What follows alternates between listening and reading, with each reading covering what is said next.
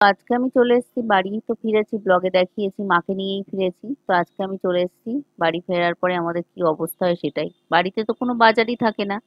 তো ছোট্ট এনে পাপা সব বাজার নিয়ে এসছে।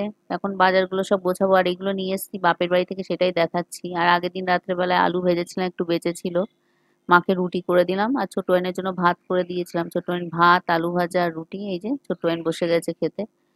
ছোট এনকে ওই দিয়েছি, মাকে রুটি আর আলু ভাজা দিয়েছি। আর ছোট এনের পাপা বাজার নিয়ে এসছে আর খাসির মাংস নিয়ে এসছে। মা এসছে, আসতে পারেনি, সাথে সাথে খাসির মাংস চলে এসছে। আর মা যে কিছুদিন থাকবে সেটা ভাবছে, এসেছে সাথেই খাসির মাংস খাইয়ে দিই। যাই হোক, ছোট এনের পাপা দিকতে ছোট এনের পাপাই ফার্স্ট। তো ছোট এনের পাপা খাসির মাংস এনেছে, বাজার সব গুছিয়ে নিয়েছি, সেগুলো সব ধোয়া মোছা করে রেখে তুলেছি। আর এই যে বাপের বাড়ি থেকে যে আম নিয়ে এসেছি, ট্রেনে করে এসেছি, তো গরমে দেখুন আমগুলোর অবস্থা কি হয়েছে। কিছু আম ওই যে গরমে পেপারের মধ্যে পচে গেছে। তো এই যে এটা বাপের বাড়ি গাছের কলা, নারকেল সব এই যে সব বাপের বাড়ি থেকে নিয়ে এসছে এগুলো। আর মা এখন বসে থোঁড় কেটে দিচ্ছে, আমার সবজি সব কেটে দিচ্ছে। আর মা আসলে একটা সুবিধা হয়, মা সব গুছিয়ে সুন্দর করে আমার কেটে দেয়। আর এখন ছোট্ট মেয়ের পাপা বাজার থেকে এসছে, সব নিয়ে এসছে বাজার থেকে সবজি। তো এখন ছোট্ট মেয়ের পাপাকে ব্রেড দিয়ে দিচ্ছি, ডিম টোস্ট করে দিচ্ছি, কারণ ছোট্ট মেয়ের পাপা তো আর ওইসব খাবে না। তো ছোট্ট মেয়ের পাপাকে এই যে ডিম টোস্ট করে দিলাম, এটা ছোট্ট মেয়ের পাপা খাবে, ছোট্ট মেয়ের পাপার জন্য রেডি হচ্ছে। তা আমি তাড়াতাড়ি করে সব সকালের খাবার মিটিয়ে নিয়ে আমার আবার রান্নার অফিসে ঢুকবো, রান্নাঘরে। তো খাসির মাংস বানানোর সময় আমি যেটা করি, খাসির মাংস ধুয়ে পরিষ্কার করে নেওয়ার পরে লবণ হলুদ আর একটু পাতিলেবুর রস মাখিয়ে আধ ঘন্টা ও 1 ঘন্টা রেস্টে রেখে দিই। তো এইদিকে ওটা রেস্টে ছিল, আর মা সব আমার কেটে বেছে গুছিয়ে দিয়েছে। মারা এটাই হয়, মেয়ের কষ্ট বোঝে।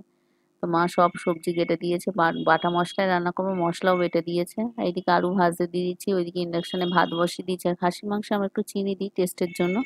আর সব মশলা এবার কষিয়ে নেবো, আর মশলা কিন্তু আমার সব মা বেটে দিয়েছে। মা থাকলে মা খুব হেল্প করে, রান্নার যখন করি তখন সব কেটে দেওয়া, বেটে দেওয়া সবকিছুই মা আমার করে দেয়।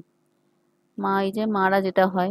তো মাংসটার অবস্থা দেখুন, 1 ঘন্টা রেস্টে রেখেছিলাম, পাতিলেবুর রস মাখিয়ে মাংসটা অর্ধেক গলেই গেছে। এই পাতিলেবুর রস মাখিয়ে রাখলে মাংসটা খুব সফট হয়, নরম হয়, খুব তাড়াতাড়ি সিদ্ধ হয়ে যায়। কড়াইতেই করি, আর কড়াইতে করলে বেশ টেস্টটা ভালো হয়। আর উষ্ণ গরম জল অ্যাড করে দিই, উষ্ণ গরম জল অ্যাড করলে না মাংসের টেস্ট অন্যরকম হয়ে যায়, খুব সুন্দর লাগে। আর নামানোর আগে যেটা আমি করি, ঘি আর গরম মশলা দিয়ে নামাই। এটা আমি চিকেনও করলেও যেটা করি, খাসির মাংস করলেও সেটাই একই করি, ঘি গরম মশলা দিয়ে মাংসটা নামাই, খেতে ভালো লাগে। তো পুরোপুরি রেডি হয়ে গেছে আমাদের খাসির মাংস।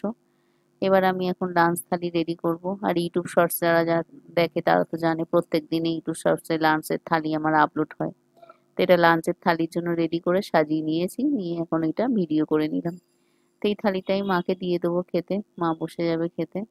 তো আমাদের মটনের রেসিপিটা কেমন লাগলো বন্ধুরা, একটু কমেন্ট করে কিন্তু জানাবেন।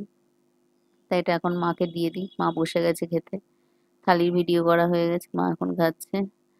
মা বসে গেছে, মায়ের পরে আমিও খাবো। আর ছোট্ট মাইন যেটা করে, ছোট্ট মাইন স্কুল থেকে আসে, ছোট্ট মাইন একটু লেটেই খায়, কারণ ছোট্ট মাইন খেতে চায় না। যারা ইউটিউবে যারা আমাদের লাইভ দেখে তারা তো জানে, ছোট্ট মাইন একটু লেট করেই খায়। ছোট্ট মাইন টাইমে খায় না, লেট করেই খায়, বিকাল দিকে দিকে খায়, 3:30 4টে নিচে ছোট্ট মাইন খায় না। এই যে ছোট্ট মাইন এখন খাচ্ছে, 3:30 বাজে এখন খাচ্ছে, মা খেয়ে রেস্ট করছে, ছোট্ট মাইন এখন খাচ্ছে।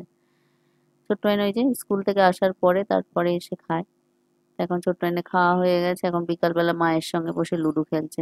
দিদা দাদু ঠাকমার কাছে গেলে ছোট্ট মেয়ে এগুলোই করে, লুডো খেলে। তো ছোট্ট মেয়ে খুব মজা পায়, আর লুডো খেলতে খুব ভালোবাসে ওরা। তো বিকাল টাইম এখন লুডো খেলছে।